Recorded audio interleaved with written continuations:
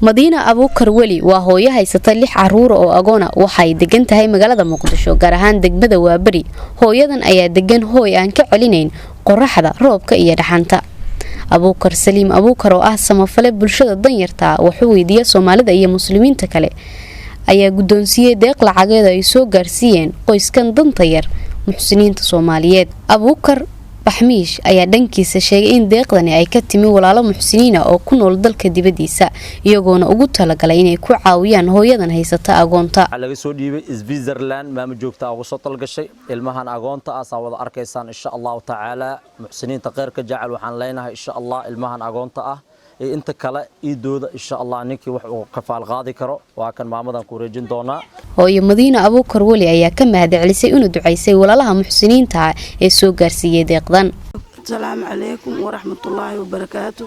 إذا عاد وحنا سو قارتي بنادر تي في وحنا أغماد علينا أبوكر بيلود أو مانت يعني أو نو كيني لعكتاس ولا لهن المسلمين تنسو ديبين خير الله السيو إيدي سيجينا يعني أبوكرنا بيش الصون يعني آدي وقرب نوغو قبطي أو يعني حق الصون إلما إيدودو أو إيكاني هذا خير الله السيو إلماس آدي وإيغو تاغيرا cunugaas indhoolka ahaa ii joogo buushashkaanaan degannahay roobaan nugu da'aayo waxaan haysanana male walaalaheena waxaan jecelnahay inay garab naga qabtaan. Abuukar waa kana $100 oo i siiyey $50 ilaa $100 oo ii keenay khayr Allah siiyo aad yani oo iigu dadaala ilmaha aad oo yani maanta oo ii ogyahay.